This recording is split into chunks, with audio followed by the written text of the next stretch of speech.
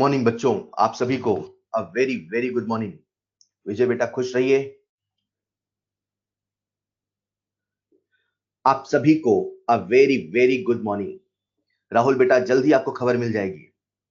प्रथम, ये क्या खबर लिख रहे हैं आप? एम्स इन वीम्स क्या है प्रथम शर्मा?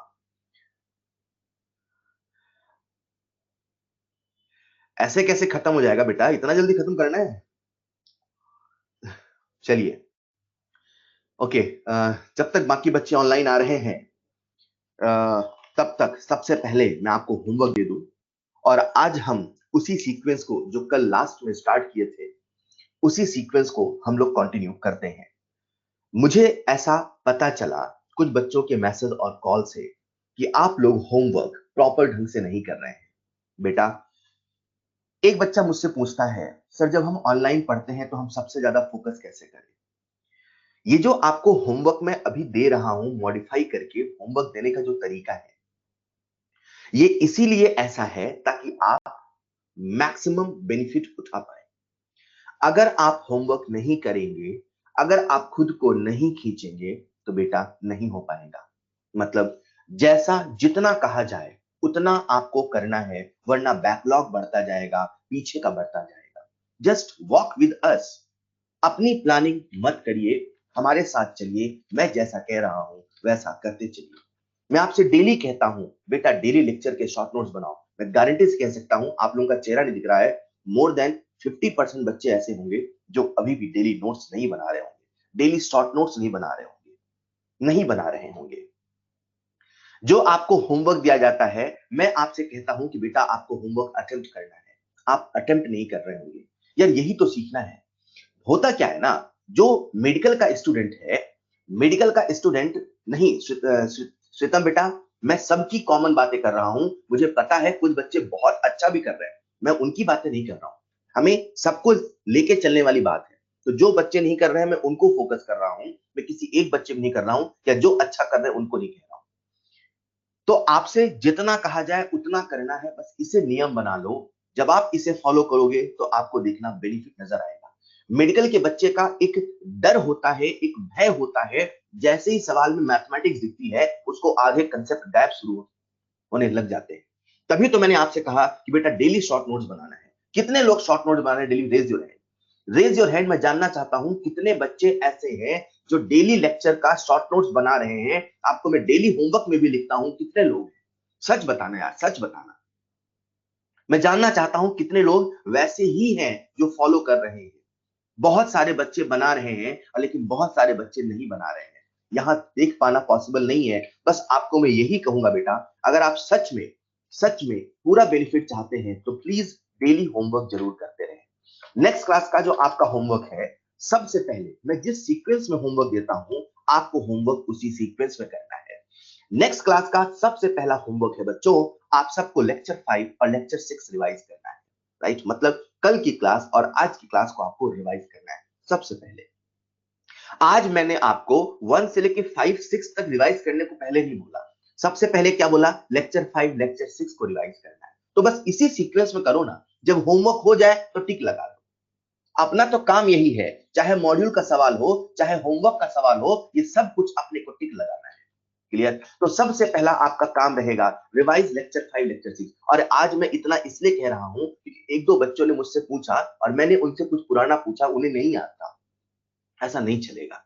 दूसरा आपका होमवर्क रहेगा, जब आप होमवर्क नंबर 1 कर लेंगे उसके बाद, जब होमवर्क नंबर 1 कर लेंगे उसके बाद आपका दूसरा होमवर्क रहेगा लेक्चर 1 से लेकर लेक्चर 6 तक रिवाइज करना है।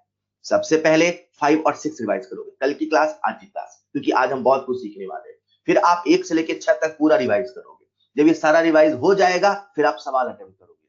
चाहे तो आप इस रिवीजन के बाद शॉर्ट नोट बना लो, मैंने बाद में लिखा है, ये आपके ऊपर है। मैं मान के चल रहा हूं बच्चे बहुत सारे शॉर्ट नोट्स बना रहे हैं, इसलिए मैंने शॉर्ट नोट्स का होमवर्क लास्ट में लिखा है। बट अगर आप नहीं बना रहे हैं तो इन दोनों होमवर्क के बाद आप शॉर्ट नोट्स बना लो। ठीक है? मैं मान के चल रहा हूं कि आपको मैं पहले से शॉर्ट नोट्स दे रहा हूं, इसलिए मैंने शॉर्ट नोट्स का काम इस बार लास्ट बाद में दिया। लेकिन जो बच्चे नहीं बना रहे हैं वो पहले शॉर्ट नोट्स बनाए फिर रिवाइज करें। यार 1 घंटे लगेंगे, क्लास के तुरंत बाद रिवाइज करिए ना।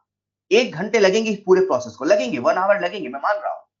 और जो आपको होमवर्क दिया है ये भी आपको लगेगा। अब कोई बच्चा, मैंने लिखा है एक्सरसाइज 1 अप टू 76, कोई बच्चा 1 से करेगा तो यार वो तो पीछे रहेगा ना। मैं मान के चल रहा हूं कि आप 48 तक कर चुके हैं, मैं 48 से 76 दे रहा हूं, ठीक है। तो जब आप पुराना होमवर्क करेंगे तो नहीं आएगा, लेकिन जब आप पुराना होमवर्क नहीं करेंगे ना तो आपको सब लगेगा कितना सारा होमवर्क है, बैकलॉग है। इसलिए डेली का होमवर्क करें, बस यही मैं आपसे रिक्वेस्ट कर रहा हूं, ताकि आप पूरा बेनिफिट ले पाओ। क्योंकि जहां मैथमेटिक्स आती है ना, जहां नंबर आते हैं, जहां बार बार आते हैं, वहां आपका दिमाग, मेडिकल के बच्चे का दिमाग, क्योंकि वो बार बार मैथ नहीं पढ़ता, उसका जो दिमाग है ना वो घबरा सा जाता है। इसीलिए आपसे मैं इस स्ट्रेटजी को अपनाने कह रहा हूं, प्लीज इसे फॉलो करें।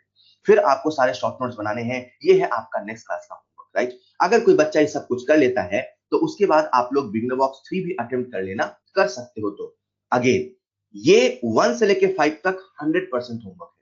जो 100% कर लेगा बहुत अच्छे, आप बिल्कुल बिल्कुल साथ में चल रहे हैं। कोई बच्चा 5 तक नहीं करता, 4 तक करता है, तो समझो ना 5 100% है तो एक नंबर को 20% ले ले अपन, मतलब उसने 80% होमवर्क कर लिया। कोई बच्चा 3 तक करता है तो 60% कर लिया, कोई बच्चा 2 तक करता है तो 40 कर लिया।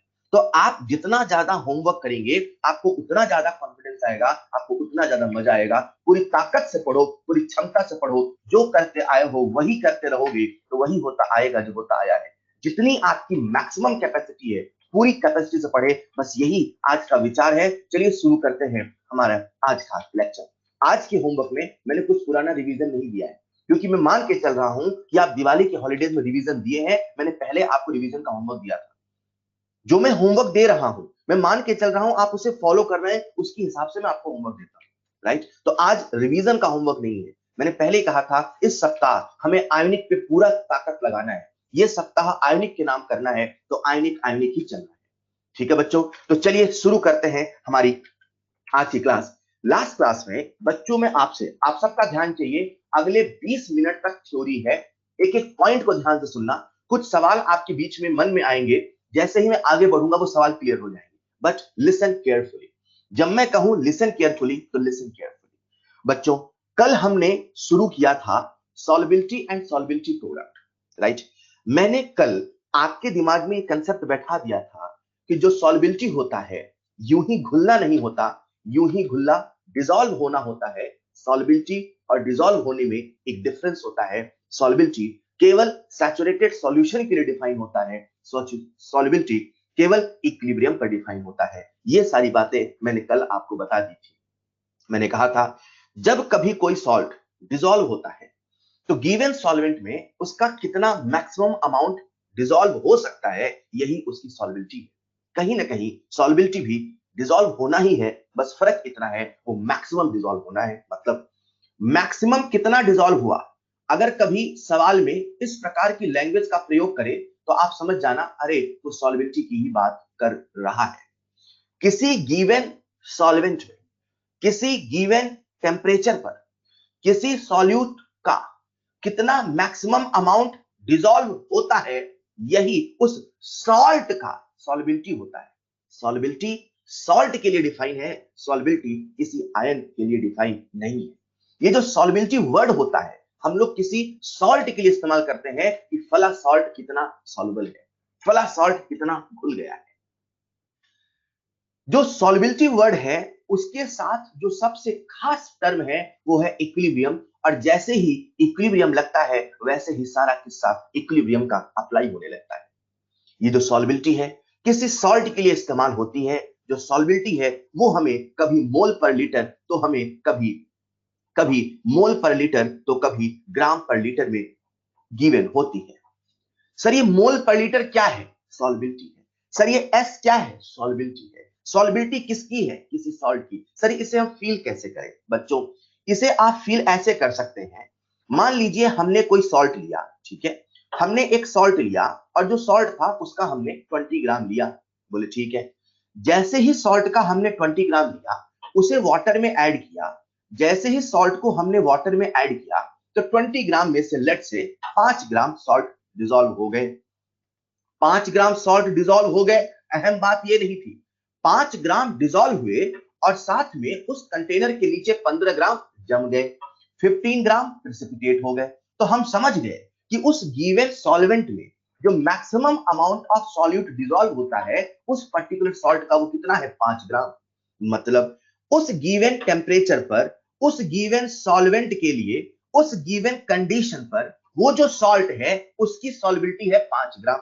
मान लेते हैं यहां पे जो टोटल वॉल्यूम है वो 1 लीटर है, तो मैं कहूंगा सर वो जो सॉल्ट है उसकी जो सॉल्युबिलिटी है वो है 5 ग्राम पर लीटर। बच्चों सुनिएगा, वो जो सॉल्ट है उसकी जो सॉल्युबिलिटी है, सॉल्ट की जो सॉल्युबिलिटी है वो है 5 ग्राम पर लीटर। अच्छा, हमने जाना कि वो 5 ग्राम पर लीटर डिसॉल्व है क्योंकि हमें पता चला हमने 20 ग्राम मिलाया था, 15 ग्राम नीचे जम गया, मतलब 5 ग्राम में डिसॉल्व है। 5 ग्राम ही डिसॉल्व है, इंपॉर्टेंट ये नहीं है। 5 ग्राम मैक्सिमम डिसॉल्व है, इंपॉर्टेंट ये है। और जैसे ही मैक्सिमम डिसॉल्व बोला हम समझ गए भाई ये उसकी सॉल्युबिलिटी है, हम समझ गए वहां पे इक्विलिब्रियम आ चुका है। जब जब हम न्यूमेरिकल करेंगे तब तब हमारी ये कोशिश होगी कि जो सॉल्युबिलिटी है उसे हम मोल पर लीटर में ही लेके चलेंगे। अगर कभी सवाल में ग्राम पर लीटर गिवन होगा सॉल्युबिलिटी सॉल्ट की, तो उसे हम मोल पर लीटर में ही कन्वर्ट करेंगे। सॉल्ट होता है, उसकी सॉल्युबिलिटी होती है कभी ग्राम पर लीटर तो कभी मोल पर लीटर में गिवन होती है, लेकिन जब हम न्यूमेरिकल करेंगे तो हमारी ये कोशिश होगी कि हम उसे मोल पर लीटर में ही लेके चलें।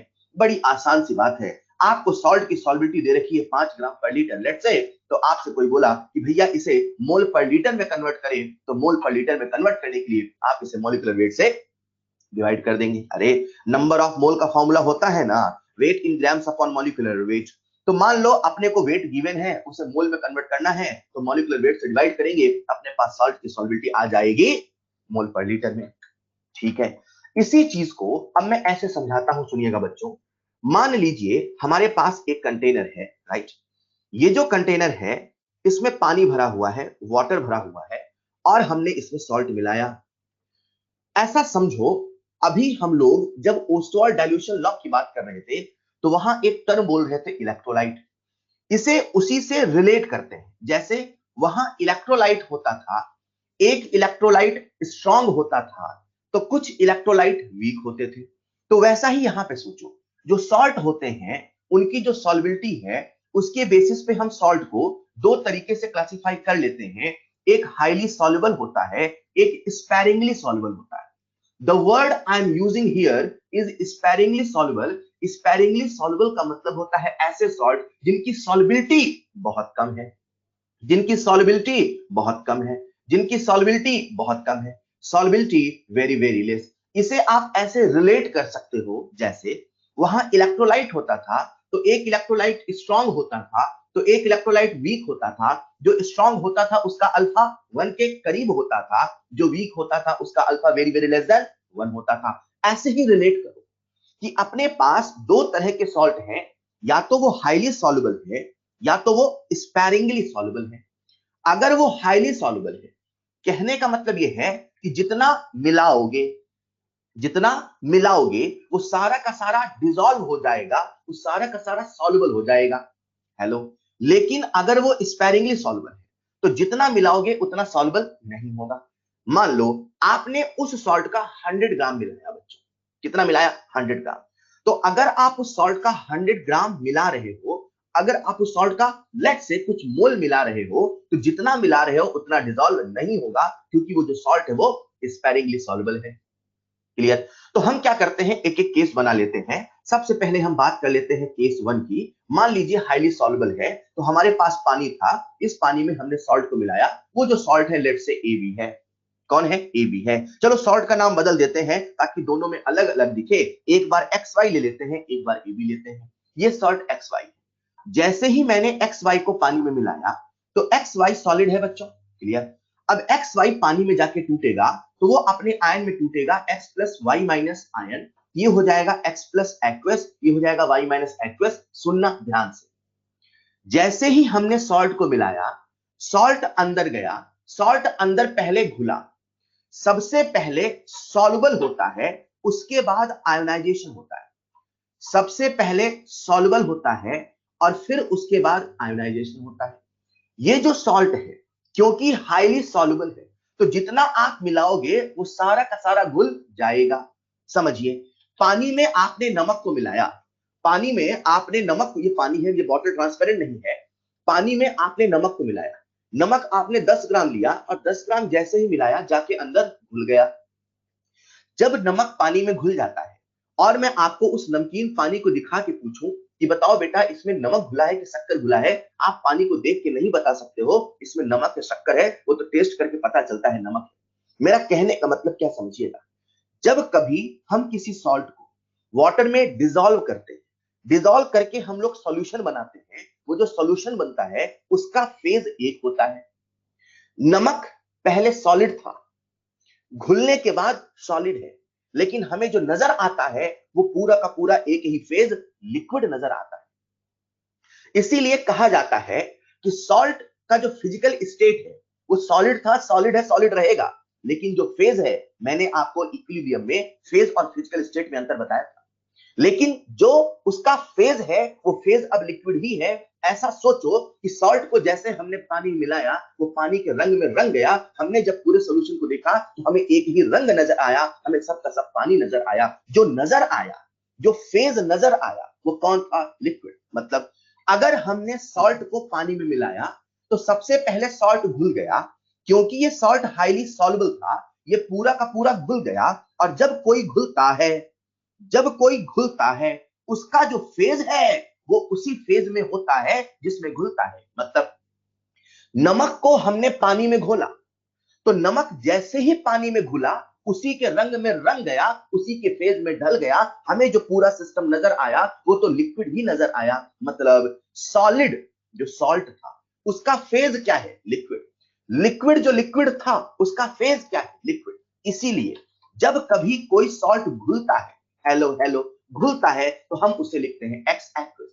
आप ऐसा भी सोच सकते हो कि पहले हमने एक्स वाई सॉलिड मिलाया, एक्स वाई सॉलिड घुला, एक्स वाई एक्वस बना, और जैसे ही घुला उसके बाद आयनाइजेशन हुआ। जो सॉल्ट होता है वो एक स्ट्रॉन्ग इलेक्ट्रोलाइट होता है, इसीलिए 100% आयनाइजेशन होगा। मतलब अगर वो सॉल्ट हाईली सॉल्युबल है, तो हाईली सॉल्युबल है तो जैसे ही आप उसे मिलाओगे सारा का सारा घुल जाएगा, सारा का सारा घुल जाएगा और सारा का सारा आयन में टूट जाएगा। मान लीजिए आपने इसके 1 मोल मिलाए तो जो घुलेगा वो भी 1 मोल घुलेगा, और 1 मोल एक्स वाई से 1 मोल एक्स प्लस आएगा, 1 मोल वाई माइनस आएगा।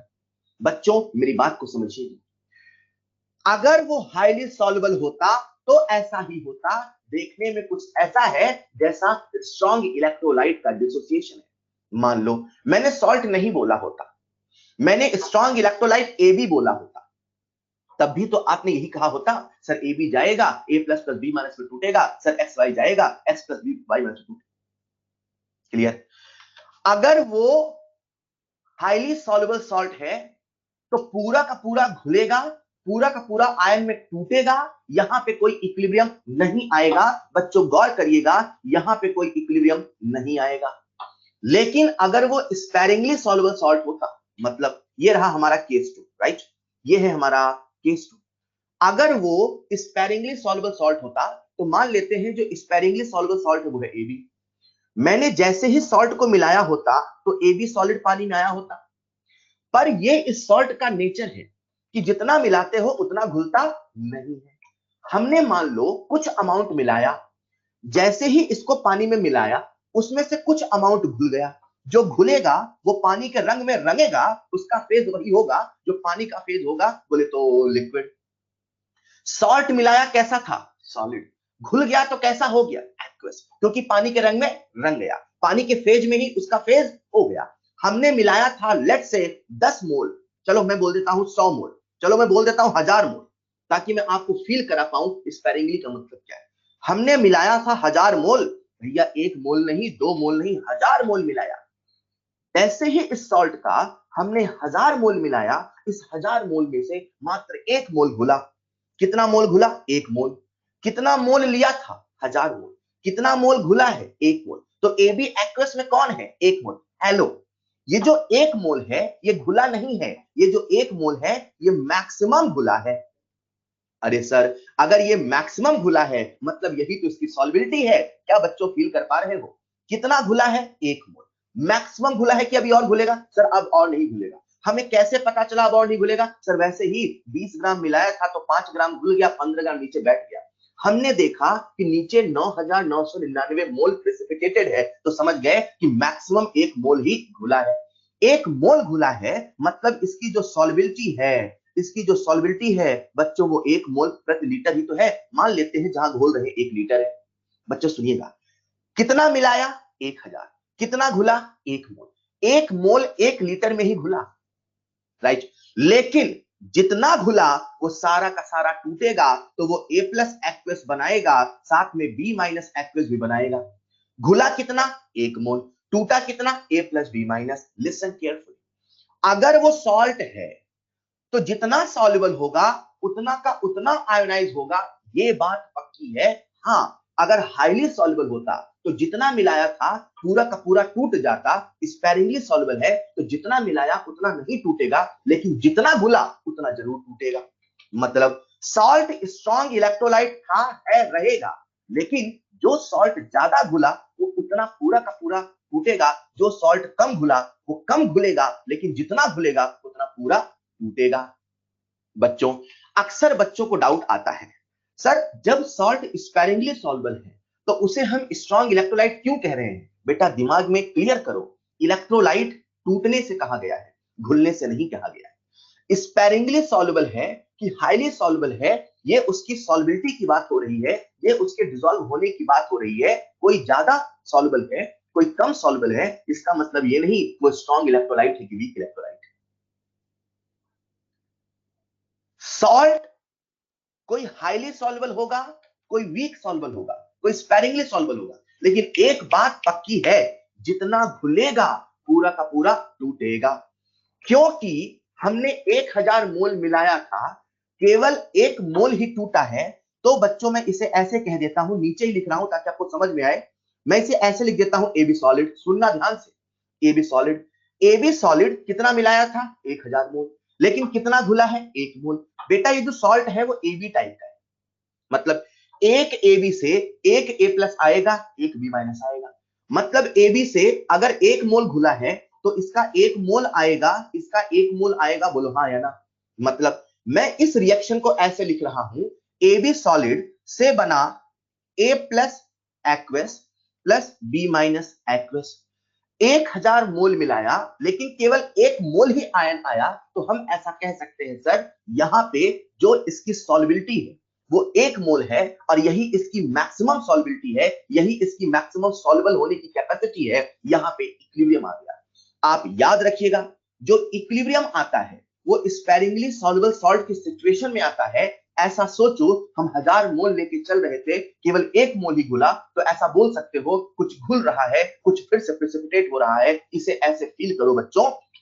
मैंने कल की क्लास में एक एग्जांपल लिया था कि मान लो मेरे पास 1 लीटर पानी है, उसमें हमने 1 चम्मच नमक मिलाया, 2 चम्मच नमक मिलाया, 3 चम्मच नमक मिलाया। जैसे ही 3 चम्मच नमक के बाद हमने चौथे चम्मच का एक दाना मिलाया, सारा का सारा नमक जाके प्रेसिपिटेट हो गया।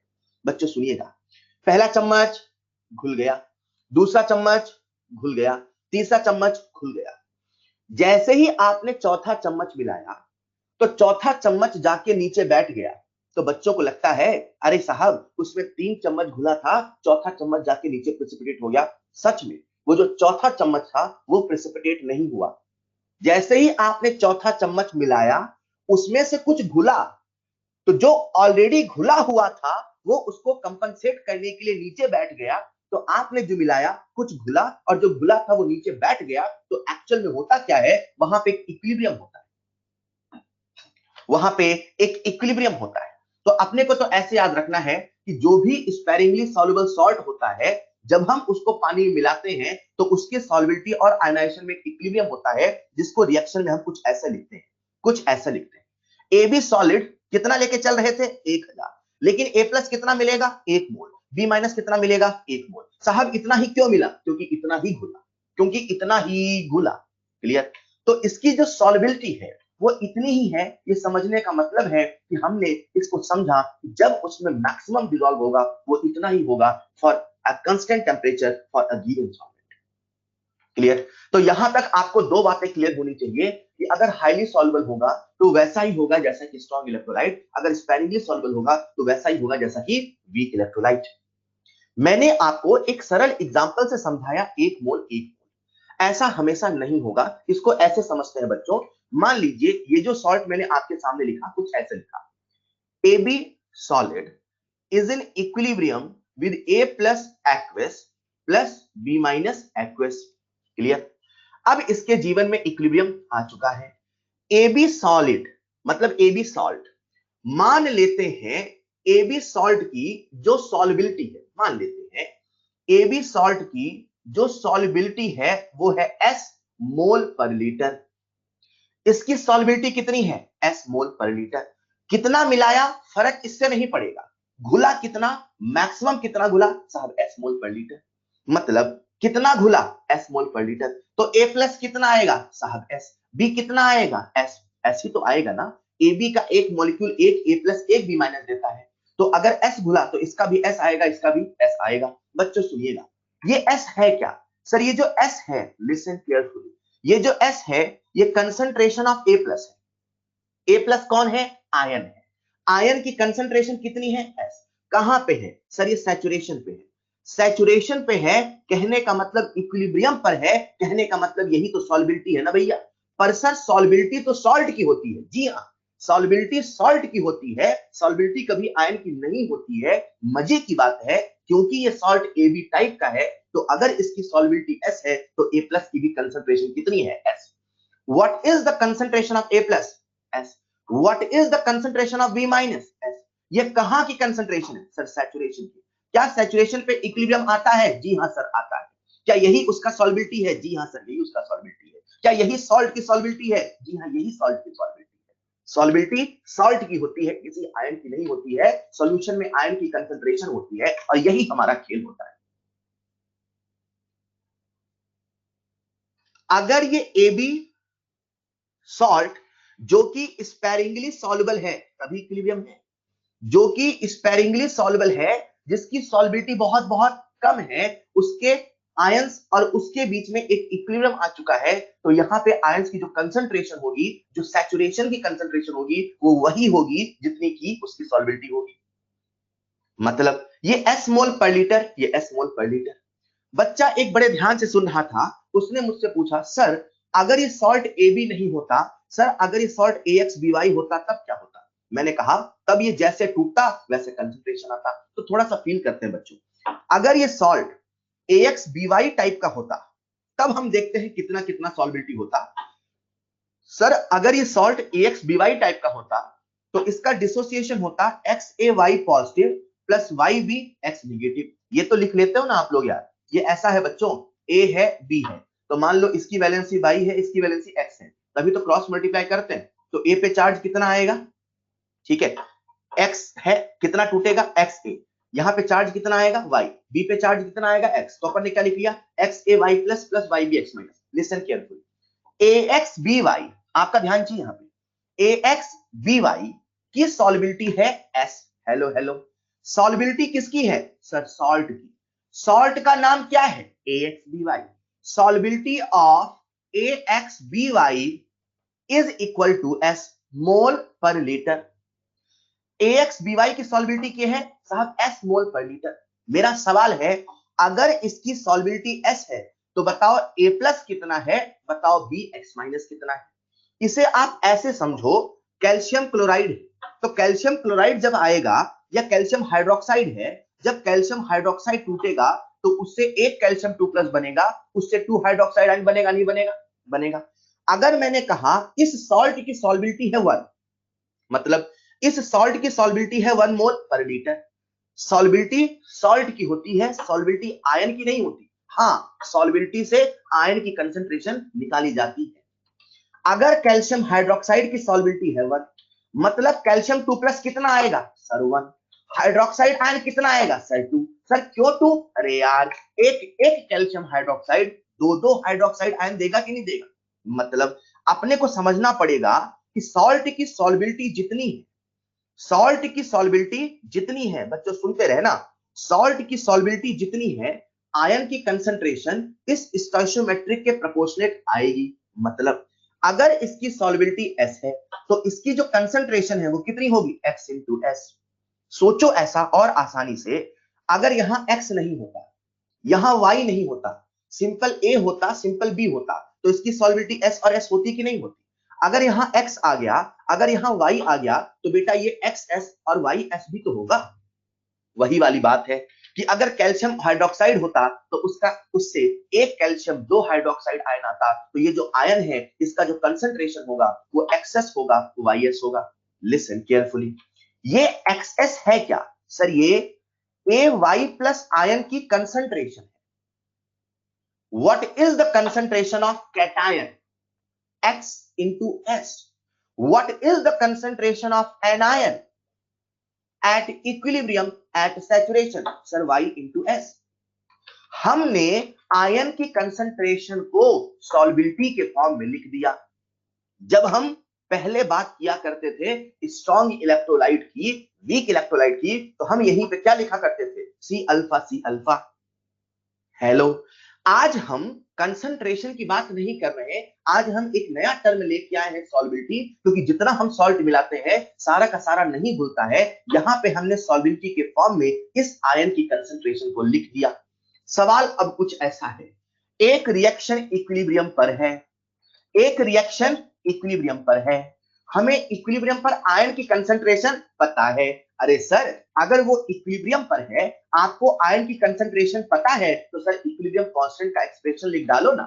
अच्छा, एक रिएक्शन इक्विलिब्रियम पर है, हमें उसके आयन की कंसंट्रेशन पता है, आयन की कंसंट्रेशन पता है, कहां की? इक्विलिब्रियम की, कि इक्विलिब्रियम के पहले की? सर इक्विलिब्रियम की। तो क्या हम इक्विलिब्रियम कांस्टेंट लिख सकते हैं? सर धड़ल्ले से लिख सकते हैं। सबसे पहले वाले सॉल्ट का जो इक्विलिब्रियम कांस्टेंट का एक्सप्रेशन होगा बच्चों, यही तो होगा, concentration of K plus into concentration of B minus. अब ये जो इक्विलिब्रियम कांस्टेंट है इसका नाम क्या रखें? एसिड था तो K बोला, बेस था तो Kb बोला, हाइड्रोलिसिस था तो KH बोला, सॉल्बिलिटी है तो KS बोल दे। लोगों ने ध्यान से बोला भैया सॉल्बिलिटी थोड़ी है, ये तो इन दोनों आयन का प्रोडक्ट है, और जो प्रोडक्ट है ऐसा लग रहा सॉल्बिलिटी का प्रोडक्ट है, तो इसका नाम रख दिया KSP। हेलो, तो हमने इस रिएक्शन के हिसाब से KSP का एक्सप्रेशन लिख लिया, जो KSP होगा concentration of A plus into concentration of B minus upon concentration of AB solid. आप सभी जानते हैं कि जो सॉलिड होता है उसका जो एक्टिव मास होता है वो 1 होता है, मतलब हमारा जो KSP का एक्सप्रेशन बन गया वो concentration of A plus into concentration of B minus, बोले तो S स्क्वायर बन गया। बच्चों ये क्या है? सॉल्बिलिटी प्रोडक्ट। ये वैसा ही है जैसा किसी रिएक्शन का इक्विलिब्रियम कांस्टेंट होता है, इसमें वो सारी खूबियां हैं जो इक्विलिब्रियम कांस्टेंट में होती है। मेरी बात को सुनिएगा, इसमें वो सारी खूबियां हैं जो इक्विलिब्रियम कांस्टेंट में होती हैं। तो जितना जितना कुछ आपने इक्विलिब्रियम कांस्टेंट में पढ़ा वो सब कुछ यहां लगेगा, बस फर्क इतना है ये सॉल्बिलिटी के प्रोडक्ट से लिखा गया है, तो इसका नाम अपन ने रखा है सॉल्बिलिटी प्रोडक्ट, दैट इज KSP। तो बच्चा बड़े ध्यान से सुन रहा था, तो उसने कहा सर अगर हमने इस रिएक्शन का KSP लिख लिया तो इस रिएक्शन का भी तो KSP लिख सकते हैं। मैंने कहा बिल्कुल। तो चलो हम इसका KSP लिखेंगे, तो कैसे लिखेंगे? मुझे ये फील चाहिए बेटा, अच्छे सवाल और फॉर्मूले सवाल में बस इतना ही अंतर होता है, आपने कितना उसे फील किया है। जब मैं इस रिएक्शन का KSP करूंगा तो कैसे लिखूंगा? Concentration of A Y plus at equilibrium into concentration of BX minus at equilibrium. इसकी जो कंसंट्रेशन है क्या वो X इंटू S है? जी हाँ है। इसकी जो कंसंट्रेशन है क्या वो Y इंटू S है? जी हाँ है। लेकिन अगर आपको याद हो तो बच्चे हमने आपको ये भी बताया था, जब इक्विलिब्रियम कांस्टेंट का एक्सप्रेशन लिखा जाता है तो active mass raise to the power stoichiometric coefficient, active mass raise to the power stoichiometric coefficient, मतलब इस सॉल्ट का जो KSP का एक्सप्रेशन है वो एक्स की पावर X इंटू YS की पावर Y हो जाएगा। इसे हम सिंप्लीफाई करते हैं तो कैसा आता है? X की पावर X इंटू Y की पावर Y इंटू S की पावर X प्लस Y। बच्चों क्या आपको राइट हैंड साइड में दिख रहा है? X की पावर X इंटू Y की पावर Y इंटू S की पावर X प्लस Y। तो एक बच्चा बड़े ध्यान से सुन रहा था, उसने कहा सर इसे हम जनरल रूल ना बना, मैंने कहा बना लो। तो मैं जनरल रूल बना लेता हूं, जब भी हमें किसी सॉल्ट का KSP का एक्सप्रेशन लिखना है, जैसे मान लीजिए AXBY, तो AXBY है तो इससे आयन आएगा XAY पॉजिटिव। आप सब जहां बैठे हैं बोलना भी है, XAY positive plus YBX minus, सही है। तो इसका जो KSP का फॉर्मूला आया वो क्या आया? X की पावर X इंटू Y की पावर Y इंटू S की पावर X प्लस Y। तो क्या लिख दो बच्चों में? X की पावर X इंटू Y की पावर Y इंटू S की पावर X प्लस Y। ऐसा नहीं लग रहा, जो भी सॉल्ट होगा हमें यहाँ पे उसकी एटॉमिसिटी को देखना है, हमें यहाँ पे उसकी वैलेंसी को देखना है, वैलेंसी की पावर इंटू S की पावर S प्लस Y। अगर आपको समझ में आया तो चलो हम कुछ एक सॉल्ट का KSP लिख लेते हैं। ए बी का डिसोसिएशन कैसे होगा sir, A plus plus B minus aqueous, aqueous मैं बार बार नहीं लिखूंगा, ठीक है ना, यहाँ सॉलिड है, यहाँ एक्वस है, यहाँ एक्वस है। चलो बताओ इसका केएसपी कैसे लिखे, 1 1 1 की पावर 1 इंटू 1 की पावर 1 इंटू एस की पावर 1 प्लस 1, बोले तो एस स्क्वायर। बच्चों सीख गए क्या? अगर सीख गए तो बताओ ए बी टू या ए टू बी का केएसपी क्या होगा, बोलो सीधे बोलो, इसका केएसपी क्या होगा बच्चों, बोलो। ए बी टू और ए टू बी का केएसपी क्या होगा सर, ए है ना, तो ए यहाँ पे 1 है, बी 2 है, तो सर ऐसा सोचे ना, 1 की पावर 1 इंटू 2 की पावर 2 इंटू एस की पावर 2 प्लस 1, बोले तो कितना बच्चों, 4s क्यूब। अगर आप सीख गए तो सुनिएगा ध्यान से, मान लो मेरे पास एक सॉल्ट है AB3 और A3B टाइप, चलो इसका केएसपी लिखते हैं, बताओ इसका केएसपी कैसे लिखेंगे सर, ये 1 है, ये है 3, तो 1 की पावर 1 3 की पावर 3 इंटू एस की पावर 3 प्लस 1 4, हेलो कितना आ गया 27 इंटू एस की पावर 4। बच्चों समझ पा रहे हो क्या? मान लेते हैं हमारे पास एक सॉल्ट है, जो सॉल्ट है वो कुछ ऐसा है, A1 B2 C1 D3, बताओ इसका केएसपी कैसे लिखे, बोलो बोलो बोलो, कुछ भी आ जाए, केएसपी का एक्सप्रेशन लिखिए बच्चों, सर 1 की पावर 1 इंटू 2 की पावर 2 इंटू 1 की पावर 1 इंटू 3 की पावर 3 इंटू एस की पावर 2 3 4 3 7 एस की पावर 7, मल्टीप्लाई कर लेंगे क्या, 2 2 जा 4 इंटू 27 इंटू एस की पावर 7, सॉरी 4 लिख दिया मैंने, एस की पावर 7, आप इसे मल्टीप्लाई करेंगे कितना आएगा 108 इंटू एस की पावर 7, मतलब आप इस काबिल हैं कि फलाना ढिमकाना कोई भी सॉल्ट दे, अगर वो सॉल्ट स्पैरिंगली सॉल्युबल है बच्चों, ये कुछ ऐसा है जैसा कि वीक इलेक्ट्रोलाइट के लिए लिखते थे, अगर वो सॉल्ट स्पैरिंगली सॉल्युबल है तो आप उसके केएसपी का एक्सप्रेशन लिख सकते हैं इस जनरल फॉर्मूले की मदद से, कि आप वहां पे देखना है कितने एटम है, कितना उसका वैलेंसी है, वैलेंसी की पावर वैलेंसी इंटू एक्स की power summation of all valency. एक बार देखते हैं हमने क्या पढ़ा, वरना भूल जाओगे, आप सब कंप्यूटर के सामने देखते हो, देखते देखते आपकी आंखें ऐसी हो जाती है ना, तो देखेंगे हमने अभी तक क्या पढ़ा। अब तो सबसे पहले मैंने आपको समझाया कि सॉल्बिलिटी क्या है, सॉल्बिलिटी कैसे लिखते हैं, मैंने आपको यह भी बताया कि अगर कभी सॉल्बिलिटी ग्राम पर लीटर में दी होगी, आपको मेरे साथ बोलना है यार, अगर कभी सॉल्बिलिटी ग्राम पर लीटर दी होगी उसे हम किस में कन्वर्ट करेंगे, मोल पर लीटर में, किस में कन्वर्ट करेंगे, मोल पर लीटर में। सॉल्बिलिटी सॉल्ट की होती है, आयन की नहीं होती है, सॉल्बिलिटी सॉल्ट की होती है, आयन की नहीं होती है। सॉल्बिलिटी की मदद से हम आयन की कंसंट्रेशन को निकालते हैं, आयन की कंसंट्रेशन से हम लोग सॉल्बिलिटी को निकालते हैं, सॉल्बिलिटी की मदद से हम लोग आयन की कंसंट्रेशन को निकालते हैं और आयन की कंसंट्रेशन से सॉल्बिलिटी को निकालते हैं। कल को मान लीजिए हमने आपसे ऐसा सवाल पूछा होता कि बेटा ये जो फला सॉल्ट है AXBY, ये जो फला सॉल्ट है AXBY, इसमें AY प्लस की कंसंट्रेशन है Z। बच्चों सुनना, कल को मैंने आपसे एक सवाल पूछा होता कि बेटा एक फला सॉल्ट है, कौन सा सॉल्ट है, फला सॉल्ट, फला सॉल्ट है AXBY, उसमें कैटायन की कंसंट्रेशन है Z, तो बताओ उसकी सॉल्बिलिटी कितनी, बोलो बोलो बोलो, बताओ उसकी सॉल्बिलिटी कितनी। बेटा आपको आयन की कंसंट्रेशन बता दी है, आपसे सॉल्बिलिटी पूछ रहे हैं, आपसे एस पूछ रहे हैं, क्या बता पाओगे, बोलो। अगर आपसे आयन की कंसंट्रेशन देके सॉल्बिलिटी पूछा होता तो क्या बता पाओगे, बिल्कुल बता पाएंगे सर, आयन की कंसंट्रेशन एक्सेस है, आपने हमसे एस पूछा है, तो ऐसा ही तो लग रहा, जो कंसंट्रेशन है उसको एस से डिवाइड करना है। मान लो यहां पे जेड नहीं लिखा होता, यहां पे मैंने ऐसे बोला होता कंसंट्रेशन एक्सेस है, तो आपको एस बताना तो क्या करते, एक्सेस अपॉन एक्स ही तो करते ना, तो एक्स से एक्स कटता एस मिल जाता ना। तो अब इस सवाल को मैंने घुमा के पूछ लिया, मैंने कहा मान लो आयन की कंसंट्रेशन है जेड, चलो इसे मैं यहां लिख ही देता हूं,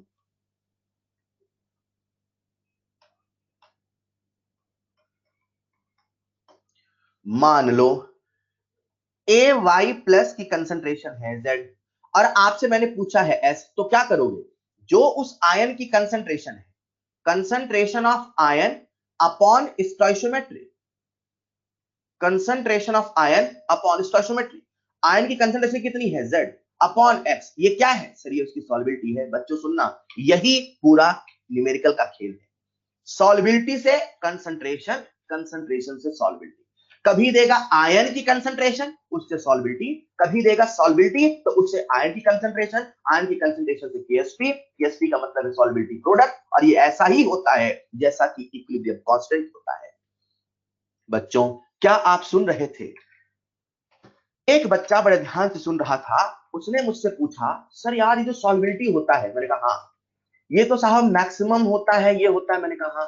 अच्छा एक मिनट बच्चों, एक मिनट, आगे बढ़ने के पहले मैं एक सवाल और पूछ लूं आपसे। एक मिनट, मैं लौट रहा हूं, एक सवाल और आपसे पूछ लेता हूं। मैंने आपको अभी केएसपी का एक्सप्रेशन बताया ना।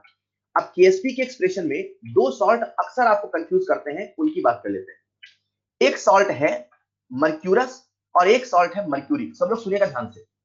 जब भी अस लग जाता है, अस, मर्क्यूरस, फेरस, मतलब ऑक्सीडेशन नंबर कम है। जब भी इक लग जाता है, मर्क्यूरिक, फेरिक, क्यूप्रिक, मतलब ऑक्सीडेशन नंबर ज्यादा है। मर्क्यूरस में ऑक्सीडेशन नंबर +1 है, मर्क्यूरिक में ऑक्सीडेशन नंबर +2 है।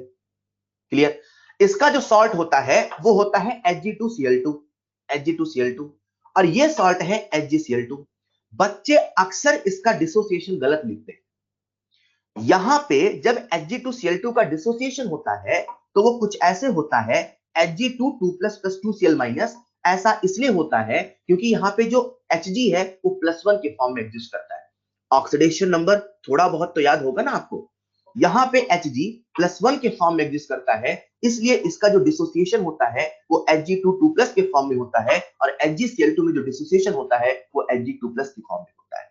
राइट? बच्चे अक्सर जब भी Hg2Cl2 का डिसोसिएशन लिखते हैं तो ऐसे लिख देते हैं 2Hg++2Cl-, ऐसे नहीं होता। और जैसे ऐसे लिखते हैं तो सारा किस्सा बिगड़ जाता है। उसकी स्टोइचियोमेट्री आप बदल देते हो, तो उसका कंसंट्रेशन, सॉल्बिलिटी सब आप बदल देते हो। तो याद रखना है आपको बच्चों, इसे इंपॉर्टेंट पॉइंट में नोट कर लेना, बाद में उससे हैंडआउट में रहेगा ही, कि जब भी Hg2Cl2 का डिसोसिएशन होता है तो Hg2 2++2Cl- में होता है, और HgCl2 का डिसोसिएशन है वो Hg2+ और 2Cl- में है। मतलब जब हम इसके केएसपी का एक्सप्रेशन लिखें तो कैसे लिखेंगे? S2S, चाहे ऐसे कर लो चाहे ऐसे कर लो। Hg2Cl2 है तो इसे आप ऐसे मान लो Hg2 एक है, Cl2 एक है। क्लियर? तो केएसपी कैसे लिखेंगे? 1 की पावर 1 इंटू 2 की पावर 2 इंटू s की पावर 3, मतलब कितना आ जाएगा? 4s3। यहां पे कैसे लिखेंगे?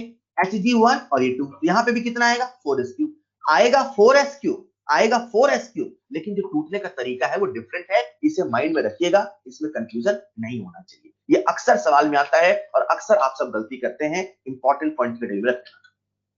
मैंने अभी तक आपको केएसपी लिखना सिखाया, तो बच्चा एक बड़े ध्यान से मुझसे सुन रहा था। मैंने कहा सुनने के पहले पहले एक सवाल मैं आपसे पूछूंगा। बोले ठीक है। तो मैं आपसे एक सवाल पूछता हूं, देखते हैं कौन उसका सही जवाब देता है। मैं समझ जाऊंगा आप सब ध्यान से सुन रहे थे कि बस आंखें खोल के देख रहे थे। आप सबके सामने स्क्रीन पे है सवाल, देखते हैं कौन इसका सही जवाब देता है। इस सवाल को मैंने टीएनटी कैटेगरी में रखा है क्योंकि ऐसा सवाल है जिसमें मोस्ट ऑफ द बच्चे मैंने देखा है गलती करते हैं। देखते हैं आप में से कितने सही बताते हैं।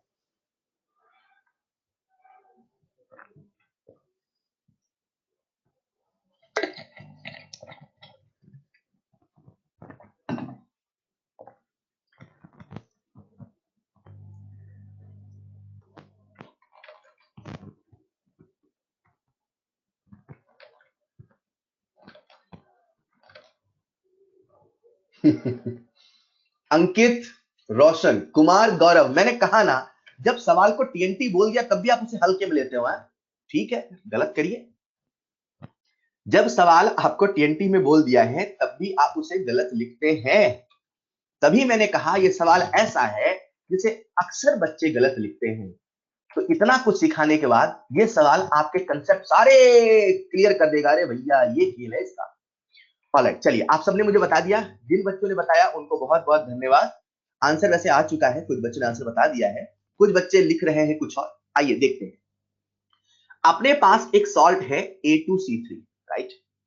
A2C3 सॉल्ट है, तो जिन बच्चों को फील नहीं आता वो ऐसे लिख लिया करे, A के नीचे क्रॉस मल्टीप्लाई 3, C के नीचे 2, तो जो बनेगा वो क्या बनेगा? A2C3। मतलब A की वैलेंसी कितनी है? 3, C की वैलेंसी कितनी है? 2, राइट? तो जब इसका डिसोसिएशन होगा बच्चों, तो इसका डिसोसिएशन कैसे होगा? 2A3 plus plus 2A3 plus plus 3C 2 minus. Clear?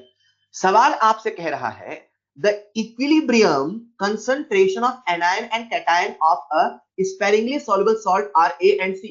उसने A को anion बोला है, सॉरी, उसे इसको cation बोला है। A और C मतलब anion cation। तो यहां लिख देता हूं मैं माइनस, यहां लिख देता हूं प्लस। ठीक है?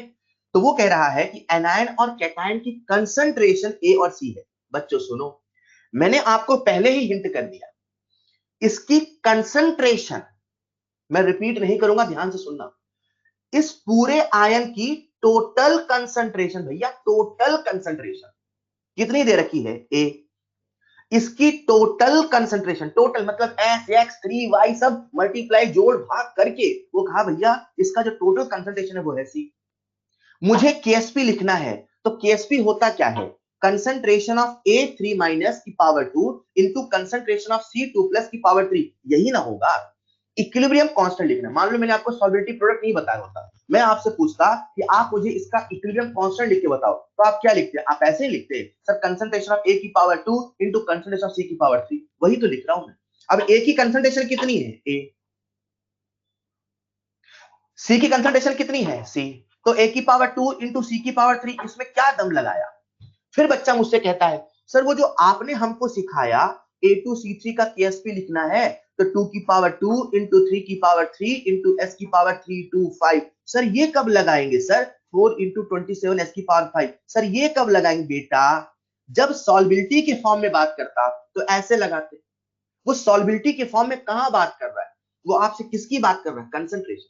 या ऐसे समझो ना, चलो आप ऐसे समझो कि जब आपको सॉल्बिलिटी के फॉर्म में लिखना है, यहाँ पे क्या लिखते, एस की पावर 5 लिखते, हाँ साहब लिखते, यहाँ पे क्या लिखते, 2s लिखते कि नहीं लिखते, लिखते, यहाँ पे क्या लिखते, 3s लिखते कि नहीं लिखते, लिखते। तो ऐसा समझो ना 2s की वैल्यू a दे रखी है, ऐसा समझो ना 3s की वैल्यू c दे रखी है, नहीं समझे बात को। अब आप जब यहां से करोगे तो आपका जो एक्सप्रेशन वो कॉम्प्लेक्स होगा, आपको टोटल कंसंट्रेशन ही तो दे रखा है, आप कंसंट्रेशन के फॉर्म में सीधे लिखो, काहे को इतनी मेहनत करें, जब आप सीधे कंसंट्रेशन के फॉर्म में लिखेंगे तो आप सबके पास केएसपी का एक्सप्रेशन आ जाएगा, और जो केएसपी का एक्सप्रेशन आता है A2C की पावर 3।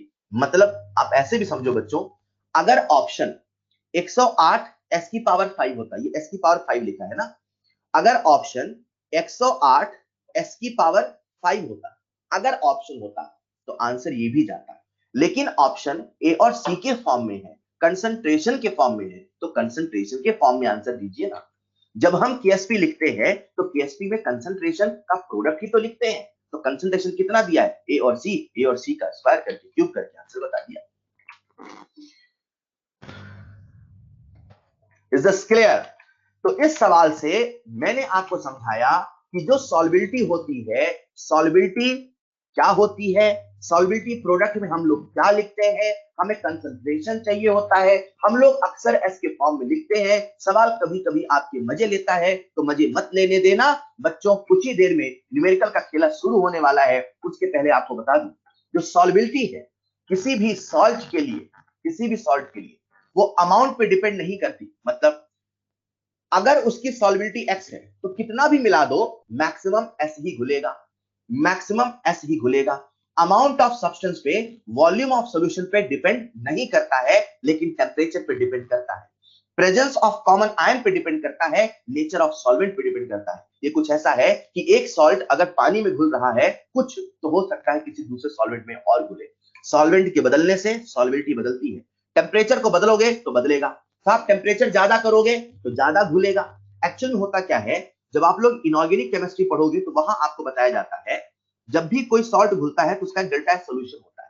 जो डेल्टा एच सोल्यूशन होता है वो delta H hydration energy plus delta H lattice energy के बराबर होता है, ठीक है। आप सब अचीवर में है, तो मैं इतना तो आप मान चलता हूं, आपको लैटिस एनर्जी अजीब नहीं लगेगा। ये जो लैटिस एनर्जी होता है ना, ये टेम्परेचर का फंक्शन होता है। किसका फंक्शन होता है, टेम्परेचर का। तो इसीलिए जब हम टेम्परेचर को बदलते हैं तो पूरा का पूरा डेल्टा एच सोल्यूशन बदलता है, क्योंकि delta H lattice energy temperature का फंक्शन है। तो अपन कहते हैं कि टेम्परेचर के बदलने से भी सॉल्बिलिटी बदलती है। क्लियर। तो आपको याद ये रखना है, जैसे आपने वहां याद रखा कि जो इक्विलिब्रियम कांस्टेंट होता है वो केवल टेम्परेचर पे डिपेंड करता है, तो यहाँ का जो केएसपी है वो भी इक्विलिब्रियम कांस्टेंट के जैसा है। बस आपको एक्स्ट्रा याद रखना है कि जो सॉल्बिलिटी है वो टेम्परेचर पे डिपेंड करता है, प्रेजेंस ऑफ कॉमन आयन पे डिपेंड करता है, नेचर ऑफ सॉल्वेंट पे डिपेंड करता है। बच्चा कहता है ठीक है साहब टेम्परेचर पे डिपेंड करता है, समझ में आता है, ज्यादा टूटेगा ज्यादा घुलेगा। सॉल्वेंट बदलेंगे तो साहब कोई पोलर ज्यादा होगा कोई कम होगा, समझ में आता है। सर कॉमन आयन के बदलने से, कॉमन आयन के आने से कैसे सॉल्बिलिटी में चेंज आता है, कैसे सॉल्बिलिटी में चेंज आता है, तो उसे मैं आपको ऐसे समझाता हूं बच्चों। याद हो तो मैंने आपको कॉमन आयन इफेक्ट समझाया था, पहले मैं आपको याद दिला देता हूं क्योंकि आप लोग अक्सर भूल जाते हैं। अपने पास एक वीक इलेक्ट्रोलाइट होता था CH3COH, याद आया, वीक इलेक्ट्रोलाइट भैया वो जो वीक इलेक्ट्रोलाइट है आज यहाँ का स्पेरिंगली सॉल्युबल सॉल्ट ही तो है। जैसे वहां पे वीक इलेक्ट्रोलाइट होता था वैसे ही यहां पे स्पेरिंगली सॉल्युबल सॉल्ट है। तो आप जब वीक इलेक्ट्रोलाइट में कोई स्ट्रॉन्ग इलेक्ट्रोलाइट मिलाया करते थे, याद आया, वीक इलेक्ट्रोलाइट में कोई स्ट्रॉन्ग इलेक्ट्रोलाइट मिलाया करते थे तो स्ट्रॉन्ग इलेक्ट्रोलाइट से कॉमन आयन आता था। कॉमन आयन के आने से रिएक्शन बैकवर्ड शिफ्ट हो जाता था। कौन बैकवर्ड शिफ्ट होता था? वीक वाला। स्ट्रॉन्ग वाला नहीं होगा सर, वो स्ट्रॉन्ग है, वो पूरा टूट रहा, उसके दुनिया में उसकी जिंदगी में प्रॉब्लम नहीं है। ये जिसके जीवन में इक्विलिब्रियम आया है ना, जहां सब कुछ थम सा गया है, उसका डिस्टर्ब होता है। उसके जीवन में इक्विलिब्रियम नहीं आया, वो तो आगे चल रहा, आगे चल रहा, आगे चल रहा। लेकिन जैसे ही प्रोडक्ट की कंसंट्रेशन बढ़ जाती है, रिएक्शन बैकवर्ड शिफ्ट हो जाती है, तो हम कहते हैं बिकॉज ऑफ कॉमन आयन। मैं याद दिला रहा हूं अभी, because of common ion alpha of weak electrolyte decreases. क्या आप सबको याद आया बच्चों? क्या आप सबको याद आया? जैसा वहां होता था, जैसा वहां होता था एग्जैक्टली वैसा यहां पर है। मान लीजिए हमारे सामने एक स्पेरिंगली सॉल्युबल सॉल्ट है, ठीक है। मान लीजिए हमारे सामने एक स्पेरिंगली सॉल्युबल सॉल्ट है। स्पेरिंगली सॉल्युबल सॉल्ट है AgCl। कौन है? AgCl। हमने उसमें एक हाईली सॉल्युबल सॉल्ट मिला दिया NaCl। ऐसा मानो ना ये वीक इलेक्ट्रोलाइट है, ऐसा मानो ना ये स्ट्रॉन्ग इलेक्ट्रोलाइट है। हाँ हाँ सही तो है। वीक इलेक्ट्रोलाइट में हमने स्ट्रॉन्ग इलेक्ट्रोलाइट मिला दिया, स्पेरिंगली सॉल्युबल सॉल्ट में हमने हाईली सॉल्युबल सॉल्ट मिला दिया। पहले सॉल्यूशन में केवल Ag था, बच्चों सुनना यार, पहले सॉल्यूशन में केवल Ag था। Ag का डिसोसिएशन हुआ तो Ag प्लस Cl माइनस बना, सॉल्बिलिटी S KSP S² आया। इसकी दुनिया कुछ ऐसे चल रही थी, AgCl था, Ag प्लस था, Cl माइनस था। आपने इसमें NaCl हाईली सॉल्युबल मिला दिया, इक्विलिब्रियम नहीं आएगा। जैसे NaCl मिलाया, Na प्लस Cl माइनस आया। मतलब इसकी सॉल्बिलिटी पहले कितनी थी? S। इसकी सॉल्बिलिटी पहले कितनी थी? S। अब यहां से भी Cl माइनस आ रहा है, यहां से भी Cl माइनस आ रहा है, तो Cl तो कॉमन आयन हुए ना? हाँ हुए। जब कॉमन आयन होंगे तो रिएक्शन पीछे जाएगी ना? हाँ जाएगी। मतलब जितना पहले घुला था क्या उतना ही घुलेगा? नहीं सर, जब रिएक्शन पीछे जाएगी तो ये S जो है वो घट जाएगा। हेलो, तो अपने को निकालना होता है नया S। क्लियर? पहले सॉल्बिलिटी S थी, लेकिन जैसे ही कॉमन आयन आया तो कॉमन आयन आने से रिएक्शन बैकवर्ड शिफ्ट हो गया। रिएक्शन बैकवर्ड शिफ्ट हुआ तो सॉल्बिलिटी घट गई। पॉइंट नंबर 1, कॉमन आयन की वजह से, कॉमन आयन की वजह से, because of common ion solubility decreases. Because of common ion solubility decreases. Point number 2, घट गई तो बताओ कितनी हो गई? जो ये सॉल्बिलिटी घट गई तो बताओ कितनी हो गई? तो कैसे करते हैं सुनिएगा। सबसे पहले कैसे करते हैं सुनिएगा। सबसे पहले रिएक्शन को अपन ने लिखा, इसकी सॉल्बिलिटी S थी, इसकी सॉल्बिलिटी S थी। यहां से कॉमन आयन आया, जैसे मान लो यहां से NaCl आपने C मिलाया तो कंसंट्रेशन Cl माइनस C हो जाएगा, हो जाएगा। अब ये S नहीं रहेगा, ये क्या रहेगा? S dash. सर ये S डैश क्यों हो जाएगा? क्योंकि बेटा ये बदल चुका है। सर ये बदल क्यों गया है? क्योंकि रिएक्शन पीछे चला गया है, तो उसकी वजह से सॉल्बिलिटी बदल गई है। तो अब जब आप KSP लिखोगे कैसे लिखोगे सुनिएगा, concentration of Ag plus into concentration of Cl minus, right? Ag plus कितना है? S, right? Cl माइनस कितना है? आप KSP में लिखते क्या हो? Concentration of Cl minus. तो Cl माइनस कितना है? सर Cl माइनस है S डैश प्लस C, और जो ये S डैश है ये C की तुलना में बहुत छोटा है। ये वही वाली बात है, जब हम कहते हैं वीक इलेक्ट्रोलाइट तो बेटा वीक मत बोलो, समझो बहुत छोटा है। जब हम कहते हैं अल्फा लेस देन वन नहीं, वेरी वेरी लेस देन 1, तो जब आप स्पेरिंगली सॉल्युबल कहते हो ना तो सॉल्बिलिटी कम नहीं, बहुत कम। मतलब अगर कंसंट्रेशन 0.1 है ना, तो जो स्पेरिंगली सॉल्युबल सॉल्ट होते हैं ना उनकी सॉल्बिलिटी आती है 0.00001, ऐसी कुछ आती है। तो यार इसकी तुलना में कितना छोटा वैल्यू है। तो जब भी कॉमन आयन लगता है, कॉमन आयन जो कि स्ट्रॉन्ग से आया है वीक में लगा रहे हैं, स्पेरिंगली सॉल्युबल में लगा रहे हैं, तो स्पेरिंगली सॉल्युबल बहुत छोटा होता है सी की तुलना में, इसलिए अक्सर ये नेग्लेक्ट हो जाता है। तो यहां से अपन कहते हैं जो S डैश होगा, S डैश कितना होगा? KSP/EC। जब जब कॉमन आयन का सवाल आएगा, जब जब कॉमन आयन का सवाल आएगा, ऐसे ही किया जाएगा। स्पेरिंगली सॉल्युबल सॉल्ट का जो सॉल्बिलिटी है वो नेग्लेक्ट होगा स्ट्रॉन्ग या हाईली सॉल्युबल सॉल्ट की कंपैरिजन में। मैंने कहा ये जो सॉल्बिलिटी होता है कई फैक्टर पे डिपेंड करता है। कॉमन आयन के आने से सॉल्बिलिटी घट जाती है तो कितनी हो जाती है ऐसे निकालते हैं। अगर आप सब सीख गए हैं तो आओ शुरू करते हैं सवालों का सिलसिला। शुरू करें क्या बच्चों? शुरू करें क्या? ये सारी चीजें बार बार सवाल में आएंगी, राइट? सारी चीजें बार बार सवाल में आएंगी बच्चों। सवाल शुरू करें क्या? हेलो बच्चों, बड़े ध्यान से सुन लो आज यार। सवाल शुरू करें क्या? चलो, तो जो सारी बातें मैंने आपको सिखाई सवालों में रिपीट करता चलूंगा, फिर से सब कुछ क्लियर होगा आप सबके सामने स्क्रीन पे। पहला सवाल, रूल वही रहेगा, आप सवाल को पढ़ोगे, अटेम्प्ट करोगे, तो मैं बोलूंगा तो आप केवल सुनोगे, चाहे बना चाहे नहीं बना। मैं बोलूं तो आपको सुनना है, ये रूल बना के चलना। आप सबके सामने स्क्रीन पे पहला सवाल।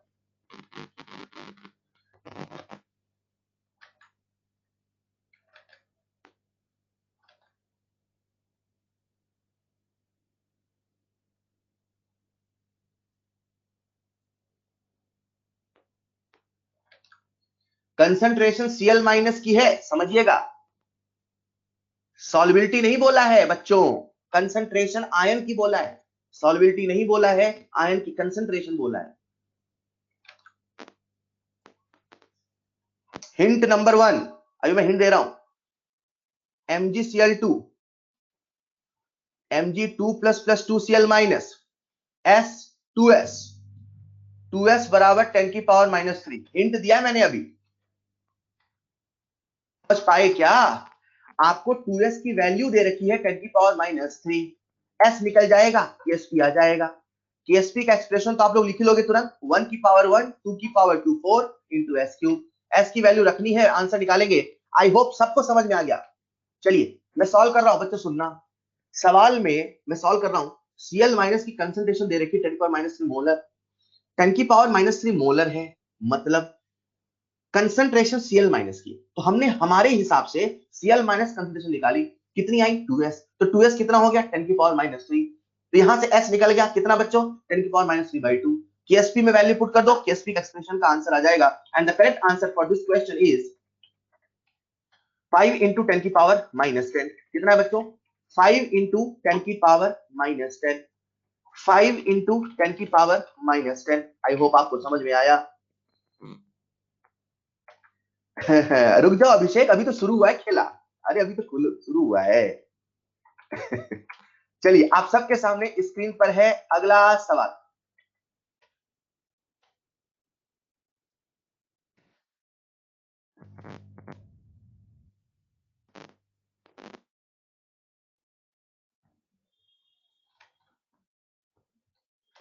कंसंट्रेशन इंटू कंसंट्रेशन बेटा राहुल, बताओ ना क्या यूनिट होगी?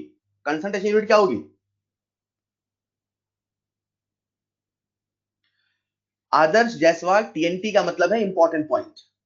TNT means important points by TNM, so they become TNT. Important points जहां आप गलती करते हैं, जहां आप फंसते हैं, जहां आप मिस्टेक करते हैं, जहां आप भूल जाते हैं, उन सभी पॉइंट्स को अपन कहते हैं टीएनटी।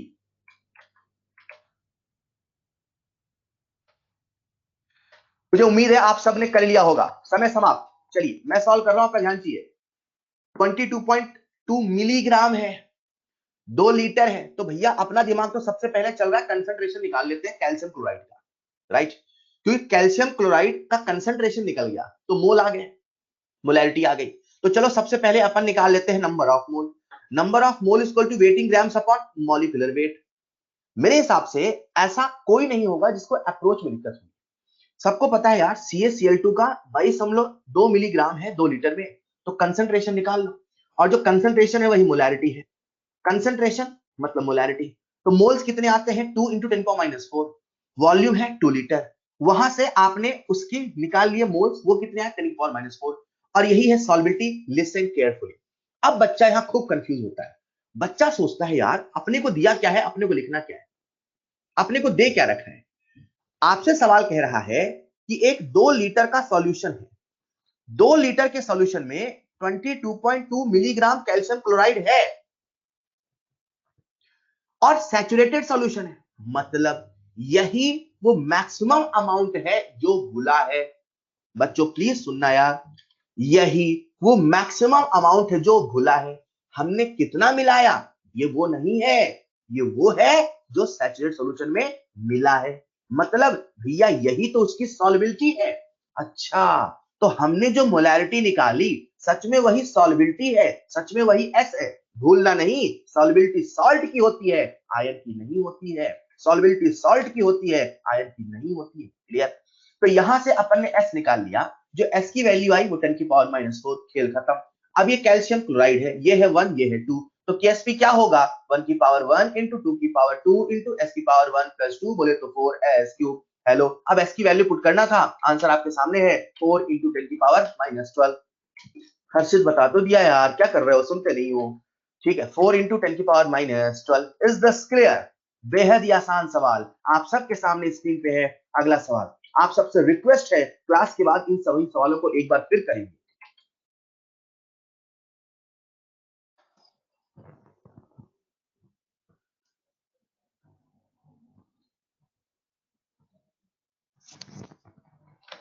सोचो क्या दे रखा है, हमसे क्या पूछा है।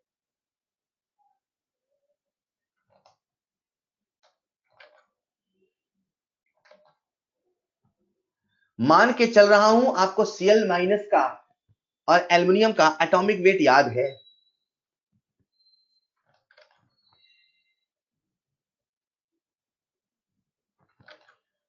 प्रेम कुमार चौधरी बेटा, सॉल्युबिलिटी सॉल्ट की होती है, आयन की कंसंट्रेशन हम सॉल्युबिलिटी के फॉर्म में लिखते हैं। हमने लिखा था XS YS, तो सॉल्ट की कंसंट्रेशन सॉल्युबिलिटी के रूप में लिखी जाती है।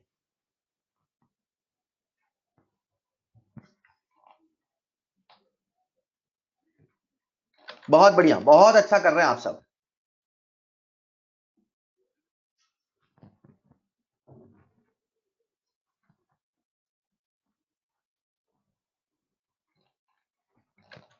हिंट नंबर 1, ये Cl- का अमाउंट है, तो Cl के मोल निकाल लो ना, Cl का कंसंट्रेशन निकाल लो ना।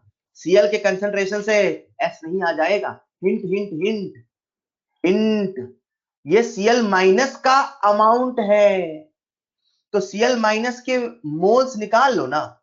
0.01065 अपॉन 35 Cl- का कंसंट्रेशन निकाल लो ना, कितना होगा N/V, बोले तो ये अपॉन 10। कंसंट्रेशन किसका है Cl- का। सोचो ना, जब AlCl3 को आप पानी में घोलोगे वो सॉल्युबल होगा, तो Al3++ 3Cl- नहीं होगा, होगा। मतलब ये S3S नहीं होगा, होगा। मतलब 3S बराबर C नहीं होगा, होगा। क्या यहाँ से S नहीं आएगा सर? आएगा सर, आ तो जाएगा, हमको भी समझ में आया। सवाल कैसे सॉल्व होगा सर, थोड़ा सा अप्रोच क्लियर है कैलकुलेशन में। सर वो बहुत लंबे नंबर है सर, सॉल्व करने में दिक्कत आ रही, सॉल्व करिए।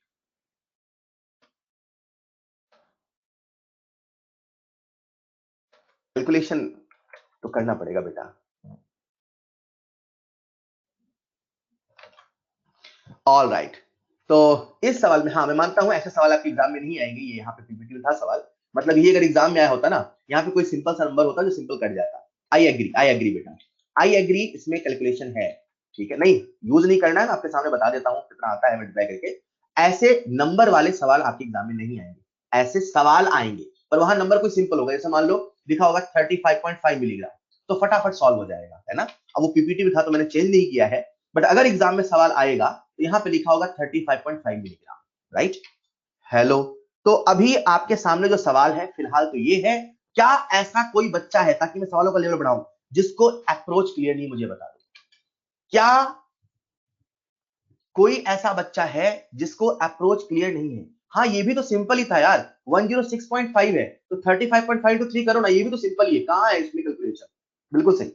तो आपने सबसे पहले Cl- के मोल निकाल लिए, वहां से कंसंट्रेशन निकाल ली, कंसंट्रेशन को 3s के इक्वेट कर दिया। 3s के इक्वेट क्यों किया समझ में आया ना, CS के इक्वेट कर दिया तो वहां से S आ गया, S आया तो KSP आ गया। अरे KSP तो आप लोग लिख ही लोगे ना इसका बच्चे, कैसे 1 की पावर 1 इंटू 3 की पावर 3 इंटू S की पावर 4, बोले तो 27 S की पावर 4 S रखो, आंसर आ जाएगा। क्या कोई ऐसा बच्चा है जिसको अप्रोच क्लियर नहीं है? बहुत बढ़िया, अब आप सब तैयार हैं अगले सवाल के लिए। देखो यार, जो सॉल्युबिलिटी है और जो सॉल्युबिलिटी प्रोडक्ट है, जो सॉल्बिलिटी प्रोडक्ट है बिल्कुल इक्विलिब्रियम कांस्टेंट के जैसा है। मैं आपको याद दिला रहा हूं, जब कभी इक्विलिब्रियम कांस्टेंट की वैल्यू ज्यादा होती है इसका मतलब है प्रोडक्ट ज्यादा है, इसका मतलब प्रोडक्ट ज्यादा बना है। वही लॉजिक यहां पे लगाएं। सोचे, जिसकी केएसपी ज्यादा उसकी सॉल्बिलिटी ज्यादा, ऐसा सच है जब तक सॉल्ट का टाइप सेम है। रूल होता है जिसकी केएसपी ज्यादा उसकी सॉल्बिलिटी ज्यादा, जो कि सच है। सॉल्बिलिटी हम लोग जो लिख रहे हैं, राइट, हम लोग जो सॉल्ट का एक्सप्रेशन लिखते हैं उसमें ऐसे लिखते हैं ना, a plus plus B minus S S. तो एस ज्यादा होगा तभी तो केएसपी ज्यादा होगा। जब एस की वैल्यू ज्यादा होगी तभी तो केएसपी ज्यादा होगा।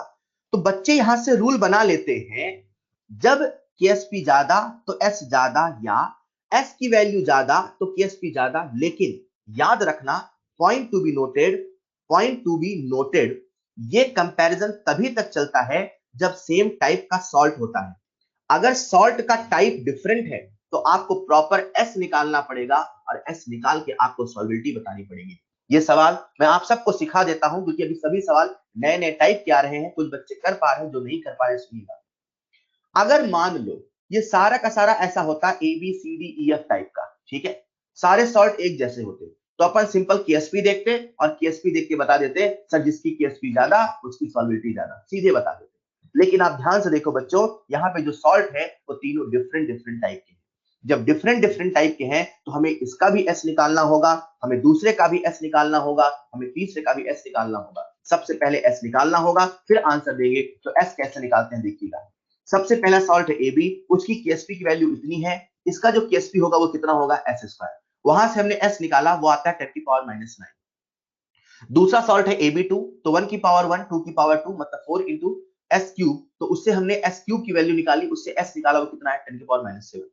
AB3 सॉल्ट के लिए हमने एस की वैल्यू निकाली, वो कितनी आई 10 की पावर -6। पहले वाले सॉल्ट के लिए एस की वैल्यू है 10 की पावर -9, दूसरे वाले सॉल्ट के लिए एस की वैल्यू है 10 की पावर -7, तीसरे वाले सॉल्ट के लिए एस की वैल्यू है 10 की पावर -6। ये जो एस होता है यही सॉल्बिलिटी को रिप्रेजेंट करता है। तो जिसका एस ज्यादा उसकी सॉल्बिलिटी ज्यादा। आप मुझे देख के बता सकते हैं इसमें सबसे ज्यादा एस किसका है, सबसे बड़ा कौन है, तो साफ साफ दिख रहा है जो लास्ट वाला है 10 की पावर -6 सबसे बड़ा है, उसके बाद -7 है, उसके बाद 1 है, मतलब 3 2 1 is the correct answer, right. सबसे ज्यादा कौन है 3, फिर कौन है 2, फिर कौन है 1। तो द करेक्ट आंसर इज 3 2 1। ठीक है। हाँ, तो ये जो सवाल था इसमें मुझे आपको सिखाना ये था कि बेटा अगर सॉल्ट का टाइप डिफरेंट होगा तो आप एस निकाल के ही सॉल्बिलिटी को कंपेयर करोगे, अगर सॉल्ट एक जैसा होगा तो फिर आप कर लेना। इसके भी ट्रिक होते हैं लेकिन मैं आपको ट्रिक नहीं बताऊंगा क्योंकि मैंने ऐसा देखा है जब जब एग्जाम में सवाल आया है, जैसे 2 बार आए हैं, तो वो सवाल ऐसे थे कि आपको सॉल्व करने पड़े। तो होता क्या है ना, जो आपके दिमाग में कभी कभी ट्रिक बैठ जाता है तो उसके जो लचीले पॉइंट होते हैं, जो वीक पॉइंट, उसमें आप फंस जाते हैं। आप नहीं फंसो, इसलिए आपको मैं सलाह दे रहा हूं बेटा ऐसे ही करो, सवाल सही होना चाहिए वो ज्यादा इंपॉर्टेंट है। क्लियर? तो AB AB2 AB3 is this clear? आप सबके सामने स्क्रीन पे है अगला सवाल। Find out pH of saturated solution of barium hydroxide if Ksp दे रखा है। हमसे पीएच पूछा है। सोचो, केएसपी दिया है तो उससे एस आ जाएगा, एस आ जाएगा तो OH माइनस आयन का कंसंट्रेशन आ जाएगा, OH माइनस आयन का कंसंट्रेशन आएगा तो उससे POH आ जाएगा, POH आएगा तो उससे पीएच आएगा। बेहद ही आसान सवाल। बैरियम हाइड्रोक्साइड, बैरियम हाइड्रोक्साइड का केएसपी दे रखा है, आपसे पीएच पूछा है। Find out pH of saturated solution of barium hydroxide if Ksp is this. बेहद ही आसान सवाल। सबसे पहले बहुत अच्छे कुछ बच्चों ने सॉल्व कर लिया, जो लोग नहीं सॉल्व कर पाए वो लोग सुनेंगे, उनको पहले मैं अप्रोच बता दूं। अप्रोच कैसे? बैरियम हाइड्रोक्साइड है, लिसन केयरफुली बेटा, इसका डिसोसिएशन होगा तो बनेगा barium 2 plus plus 2H minus. कुछ बच्चे मुझसे पूछते हैं सर आप तो पहले हमें कहा करते थे बैरियम हाइड्रोक्साइड स्ट्रॉन्ग इलेक्ट्रोलाइट है। मैंने कहा बेटा मैं पहले भी कहता था आज भी कह रहा हूं, लेकिन सर केएसपी की वैल्यू तो बहुत छोटी है, इसका मतलब घुलता नहीं है। तो सर फिर स्ट्रॉन्ग इलेक्ट्रोलाइट कैसे है? घुलने से इलेक्ट्रोलाइट का कोई रिलेशन नहीं है। कम घुला ये उसकी घुलने की समस्या है, पर जितना घुला पूरा टूटेगा, इसलिए वो स्ट्रॉन्ग इलेक्ट्रोलाइट है। Barium hydroxide is strong electrolyte, तो इसलिए है क्योंकि जितना घुलेगा पूरा टूटेगा। Barium hydroxide is barium 2 plus plus 2H minus. इसका हमें केएसपी दे रखा है तो बच्चे समझ जाते हैं सर ये S है ये 2S है, तो उनके दिमाग में ये तो आ जाता है सर केएसपी है, इसका केएसपी कितना होगा 1 2 मतलब 2 की पावर 2 मतलब 4 s क्यूब, तो सर केएसपी से हम लोग s निकाल लेंगे, वहां से अपने पास OH माइनस आयन की कंसंट्रेशन आ जाएगी जो कि 2s है, सर OH माइनस से POH आ जाएगा, सर POH से pH आ जाएगा। This is the approach, right. जब आप इसको सॉल्व करते हैं बच्चों तो जो करेक्ट आंसर आता है 9.3 आप सबके सामने सॉल्यूशन है। केएसपी से अपन ने s निकाल लिया, s की वैल्यू आती है 10 की पावर -3, OH माइनस से 2s तो 2 × 10⁻³ pH आ गया माइनस लॉग ऑफ 2 × 10⁻⁵, सॉल्व करते हैं, बहुत सिंपल कैलकुलेशन है 4.7, तो pH = 14 - POH दैट इज 9.3। बहुत बढ़िया, बहुत सारे बच्चों ने सही आंसर दिया, क्या बात है, सारे सवाल बन रहे हैं आपकी कृपा से। प्रथम बेटा अगले सवाल में, अभी आने वाले अच्छे सवाल, मैं चाहता हूं कि आप फंसो, पर आपसे बन रहे हैं, बहुत अच्छी बात है। मैं चाहता हूं आप फंसो, तब तो आप गलतियों को याद रखोगे। आप सबके सामने अगला सवाल है, वेरी वेरी गुड क्वेश्चन।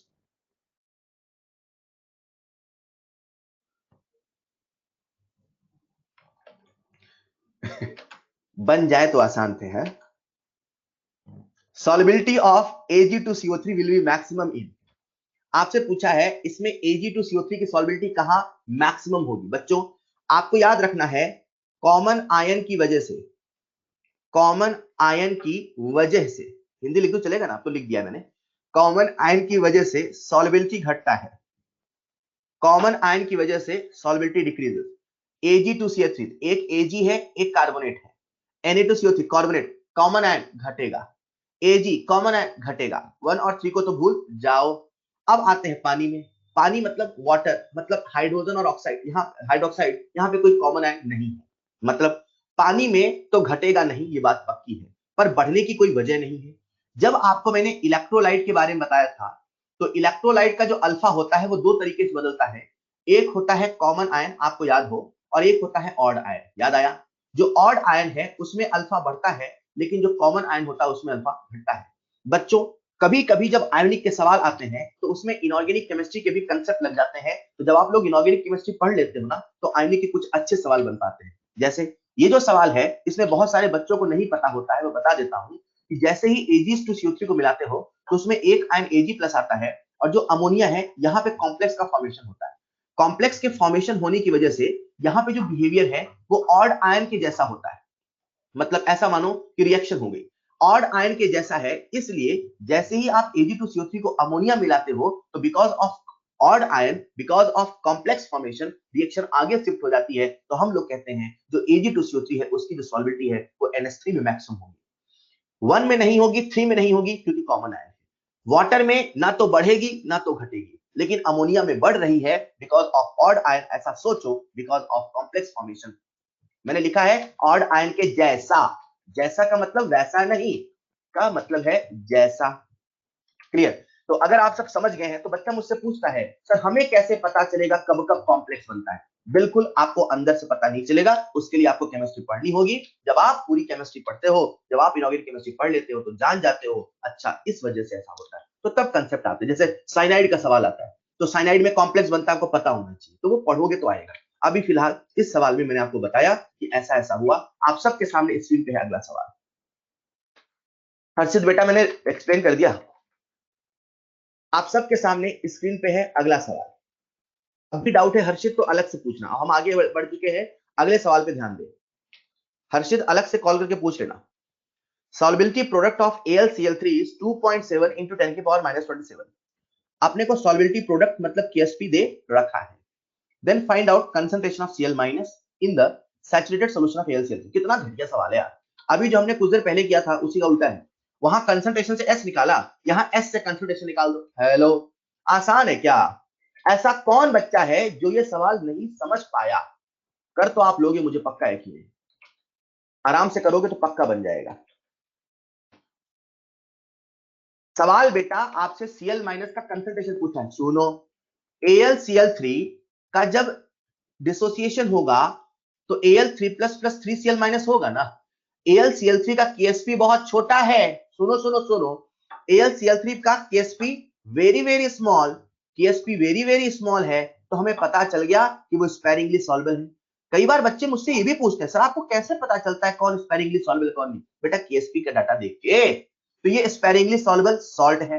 मतलब इसका जो सॉल्बिलिटी आएगा वो S के बराबर आएगा और इसका जो कंसंट्रेशन आएगा वो 3S आएगा। Hello, what is the concentration of Al3 plus S? What is the concentration of Cl minus 3S? हमसे सॉल्बिलिटी पूछा है कि कंसंट्रेशन पूछा है? सर कंसंट्रेशन पूछा है, तो सॉल्बिलिटी निकालो, उसका 3 से मल्टीप्लाई करोगे तब कंसंट्रेशन आएगा। And the correct answer is 3 × 10⁻⁷ molar. पहले सॉल्बिलिटी निकालो फिर उससे कंसंट्रेशन आएगा। सवाल में ध्यान से पढ़ना है। आपसे सॉल्बिलिटी पूछा होता तो S खत्म, लेकिन सवाल आपसे सॉल्बिलिटी नहीं पूछा है, सवाल आपसे कंसंट्रेशन पूछा है and the concentration will be 3S, that is 3 × 10⁻⁷। समझ गए क्या? समझ गए? तो आप सबके सामने स्क्रीन पे है अगला सवाल। बहुत सिंपल सवाल है।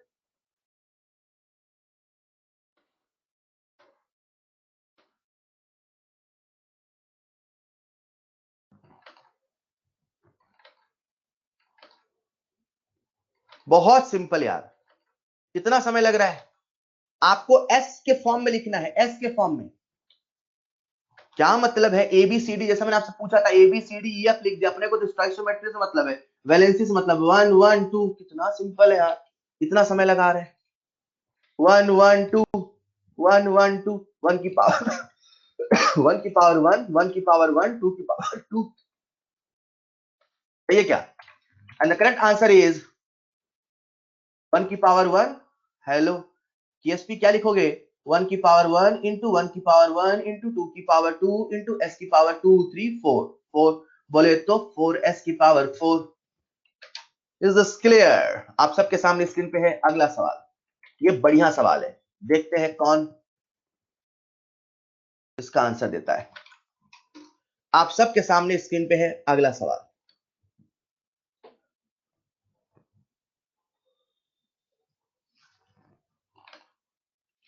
KSP of XY is 4 × 10⁻⁻16। चलिए ऐसा करिए, इस सवाल को आप होमवर्क लिख लो बच्चों, क्योंकि मैं आपसे एक कंसेप्ट और डिस्कस कर लूं 2 मिनट में, ताकि भी आपको जो मैंने होमवर्क दिया था ना, आपसे सारे सवाल बन जाए। बेटा इसे होमवर्क में कर ले, इसे मैं हटा रहा हूं, मैं इसे डिस्कस नहीं करूंगा। इस सवाल को आप सब होमवर्क में कर ले प्लीज, मैं कुछ और डिस्कस कर रहा हूं, आपका ध्यान चाहिए। देखो बेटा, ये जो सवाल था इसे मैं होमवर्क दे देता हूं। एक और सवाल है, नेक्स्ट हुआ क्या, आपका ध्यान चाहिए। याद हो हम लोग इक्विलिब्रियम पढ़ रहे थे, याद है क्या? अरे याद है क्या? वो सवाल में डिस्कस नहीं कर रहा हूं, अभी टाइम हो चुका है, तो मैं आपसे कंसेप्ट और डिस्कस कर रहा हूं, ताकि जो मैंने आपको होमवर्क दिया है वो सवाल भी आप कर लो, ठीक है? हाँ, अगर आपको इक्विलिब्रियम याद हो तो मैंने कहा था एक के होता है, बोलो याद है? बोलो याद है? एक के होता है, याद है? एक क्यू होता है, याद है? के का मतलब इक्विलिब्रियम कांस्टेंट है, क्यू का मतलब रिएक्शन क्वोशेंट है। जो क्यू होता है, देखने में, सुनने में, लिखने में, पढ़ने में, जो क्यू होता है देखने में, सुनने में, लिखने में, पढ़ने में बिल्कुल के जैसा होता है, बस फर्क इतना होता है कि इक्विलिब्रियम पे होता है, क्यू कभी भी होता है, क्यू एनी टाइम पे होता है। जैसा वहां के और क्यू में होता है, वैसा ही यहां पर केएसपी और क्यूएसपी में होता है। केएसपी और क्यूएसपी एसपी लिखा है। जैसा वहां के और क्यू होता है, वैसा ही यहाँ पे केएसपी और क्यूएसपी होता है। बस वहां एसपी एसपी, वहां एसपी नहीं था, नहीं है। मतलब आपको याद हो तो आपने पढ़ा था, क्यू कभी के से बड़ा होता है, क्यू कभी के से छोटा होता है, क्यू कभी के बराबर होता है। बच्चों याद आया? याद आया? अगर क्यू के से बड़ा है, आपको जवाब देना है, मैं देखना चाहता हूँ याद है कि नहीं। अगर क्यू से बड़ा है, अगर क्यू के से बड़ा है, तो रिएक्शन फॉरवर्ड जाएगा बैकवर्ड जाएगा? अगर क्यू के से बड़ा है तो रिएक्शन फॉरवर्ड की बैकवर्ड? बैकवर्ड। क्या बात है। अगर क्यू के से बड़ा है तो आप सबको पता है रिएक्शन बैकवर्ड। अगर क्यू के से छोटा है तो रिएक्शन फॉरवर्ड। बहुत बढ़िया, फॉरवर्ड। अगर क्यू के बराबर है, सर ऑलरेडी एट इक्विलिब्रियम। इसे ऐसे समझते हैं, हमने सॉल्ट को मिलाया, उससे एनायन और कैटायन आया, ये एनायन है, ये कैटायन है, राइट? जब पीछे जाएगा तो उसे बोलेंगे प्रिसिपिटेशन, जब आगे जाएगा तो बोलेंगे सॉल्युबल। हेलो, पीछे जाएगा तो सॉल्ट, बच्चों सुनो ना इधर, पीछे जाएगा तो सॉल्ट मतलब प्रिसिपिटेशन, आगे जाएगा तो सॉल्युबल। हेलो, जैसा वहां पे के होता था, ठीक वैसा ही यहां पे केएसपी है। जैसा वहां पे क्यू होता था, ठीक वैसा ही यहां पर क्यूएसपी है। मतलब जब हम किसी भी पॉइंट पे, किसी भी कंसंट्रेशन पे, किसी भी आयन की कंसंट्रेशन से आयनिक प्रोडक्ट लिखेंगे, उसे हम लोग बोलते हैं क्यूएसपी। क्या बोलते हैं? क्यूएसपी। जैसे AgCl का QSP लिखा तो concentration of Ag plus into concentration of Cl minus, KSP लिखा तो concentration of Ag plus into concentration of Cl minus. देखने में, लिखने में, पढ़ने में बिल्कुल के जैसा है, बस फर्क इतना है कि KSP में इक्विलिब्रियम का कंसंट्रेशन है, सैचुरेशन का कंसंट्रेशन है, क्योंकि सैचुरेशन का मतलब इक्विलिब्रियम होता है, लेकिन Q पे किसी टाइम का है। जो Q आएगा कभी KSP से छोटा होगा, Q कभी K से छोटा होगा। Q जब K से छोटा होगा तो रिएक्शन फॉरवर्ड जाएगा, फॉरवर्ड जाएगा मतलब अभी और घुलेगा, मतलब प्रेसिपिटेशन नहीं होगा। बच्चे सुन रहे हैं ना, प्रेसिपिटेशन नहीं होगा। ठीक उसी प्रकार से Q अगर कभी K के बराबर है तो जो रिएक्शन है, जो सॉल्यूशन है, ऑलरेडी इक्विलिब्रियम पर है। अगर कभी Q K से बड़ा है तो रिएक्शन बैकवर्ड जाएगा। बैकवर्ड का मतलब क्या है? प्रेसिपिटेशन होगा, सर सॉल्ट बनेगा। क्लियर? मैंने आपको बताया कि बेटा जब सॉल्ट सॉल्युबल होता है तो because of common ion, because of other ion concentration, ये पॉसिबल है कि जो सॉल्ट घुला है वो प्रेसिपिटेट हो जाए। सर क्यों ऐसा होता है? क्योंकि सॉल्ट की मैक्सिमम कैपेसिटी होती है सॉल्वेबिलिटी। समझिएगा मेरी बात को, इस पानी में एक सॉल्ट की मैक्सिमम कैपेसिटी है, लेट्स से 3 चम्मच की बात करी थी अपन ने, 3 चम्मच, तो 3 चम्मच सॉल्ट इसके अंदर घुला हुआ है। अब 3 चम्मच सॉल्ट इसकी मैक्सिमम सॉल्वेबिलिटी। तो यार जब आयन अंदर ज्यादा होंगे, हो सकता है उसमें जो भी कैटायन है, जो भी एनायन है, जब कंसंट्रेशन ज्यादा होगी तो उसको पता है कि मुझे मैक्सिमम इतनी ही कंसंट्रेशन रखनी है। जब कंसंट्रेशन ज्यादा होगा तो स्वाभाविक सी बात है कुछ सॉल्ट प्रेसिपिटेट होगा। प्रेसिपिटेट कैसे होगा, आयन की कंसंट्रेशन कितनी होगी, ये समझने के लिए हमने QSP का कंसेप्ट बनाया। तो आपको इतना याद रखना है कि जब जब Q K से ज्यादा होगा तब तब प्रेसिपिटेशन होगा। ये वैसा ही है जैसा इक्विलिब्रियम कांस्टेंट में होता था, बिल्कुल आप उससे रिलेट कर सकते हैं। इसे मैं एक एग्जांपल की मदद से आपको समझाता हूं किस प्रकार से Q और KSP रिलेट होता है। ठीक है, तो एक एग्जांपल देखिएगा। सबसे पहला है सवाल, in a solution concentration of Ag plus ion is 10 की पावर -6 मोलर।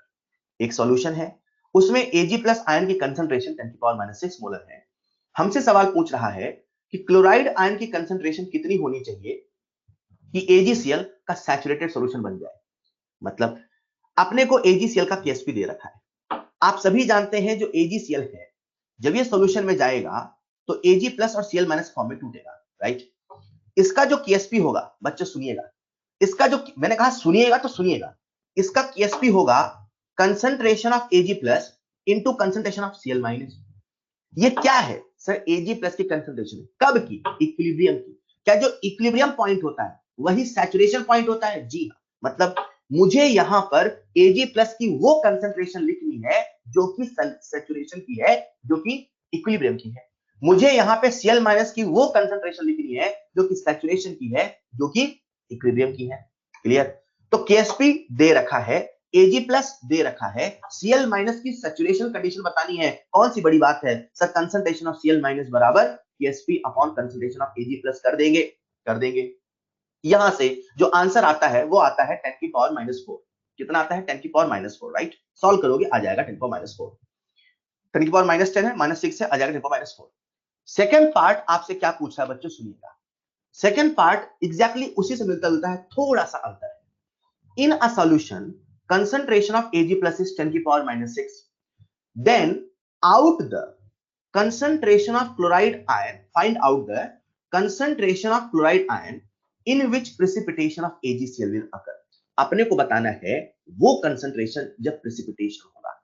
प्रेसिपिटेशन तभी होता है, प्रेसिपिटेशन तभी होता है जब आयन की कंसंट्रेशन उसके सॉल्युबिलिटी वाले पॉइंट से ज्यादा है। मतलब सॉल्युबिलिटी के हिसाब से जितनी कंसंट्रेशन आनी चाहिए, मतलब अगर AlCl3 है तो यहां पे Al3+ की कंसंट्रेशन S है, अगर Cl माइनस है तो उसकी कंसंट्रेशन 3S है। मतलब अगर Al की कंसंट्रेशन S से ज्यादा होगी, अगर Cl माइनस की कंसंट्रेशन 3S से ज्यादा होगी तभी प्रेसिपिटेशन होगा। जब आयन की कंसंट्रेशन ज्यादा होगी तभी प्रेसिपिटेशन होगा, या प्रेसिपिटेशन होने के लिए QSP को KSP से बड़ा होना होगा। जब Q बड़ा होगा तभी रिएक्शन पीछे जाएगा। जब मैं QSP लिखूंगा, बच्चों सुनिएगा, मुझे पता है कि Ag प्लस और Cl माइनस की कंसंट्रेशन 10 की पावर -6, 10 की पावर -4, मतलब जो KSP है वो है 10 की पावर -6 इंटू 10 की पावर -4। सवाल हमसे पूछ रहा है क्लोराइड आयन की कितनी कंसंट्रेशन हो कि प्रेसिपिटेशन हो, मतलब क्लोराइड आयन की कंसंट्रेशन 10⁻⁻⁴ से ज्यादा हो। अगर मुझसे Ag प्लस कहता तो हम क्या कहते, 10⁻⁻⁶ से ज्यादा हो। अरे जब कंसंट्रेशन इसके इक्विलिब्रियम पॉइंट से ज्यादा होगा तभी तो प्रेसिपिटेशन होगा। तो मुझे देखना है इन चारों में ऐसा कौन सा ऑप्शन है जहां पे वो 10⁻⁻³ से ज्यादा है, -4 से ज्यादा है। एक ही ऑप्शन है, 10⁻⁵ कम है, -6 कम है, -3 ज्यादा है, -4 तो इक्वल है, इसमें सैचुरेशन होता है, hence answer will be 10⁻3। Logic ये है कि प्रेसिपिटेशन तभी होगा, सुनो सुनो सुनो, प्रेसिपिटेशन तभी होगा जब आयन की कंसंट्रेशन, चाहे Q के फॉर्म में सोच लो, कंसेप्ट नंबर 1, या दूसरा कंसेप्ट ये है जब कंसंट्रेशन इक्विलिब्रियम से ज्यादा होगी। तो इक्विलिब्रियम कंसंट्रेशन आप S से निकाल लेते हो। Is this clear? तो ये कहानी थी हमारी आज की। इस पे भी सवाल है, एक सवाल और कर ले क्या? टाइम हो चुका है, बहुत सारा टाइम हो चुका है। चलिए फिर मैं सारे सवाल नेक्स्ट क्लास में करा दूंगा, अभी जल्दबाजी में नहीं करते हैं। तो एक बार आप होमवर्क अटेम्प्ट करना, मैंने सवाल नहीं कराया है तो फिर हो सकता है आप ऐसा करो, होमवर्क थोड़ा डिक्रीज कर लो, होमवर्क थोड़ा सा डिक्रीज कर ले बच्चों, मतलब आपसे सारे सवाल बन जाए, मैं ये चाहता हूं, क्योंकि उसमें मैंने सॉल्ट हाइड्रोलिसिस के भी सवाल के साथ साथ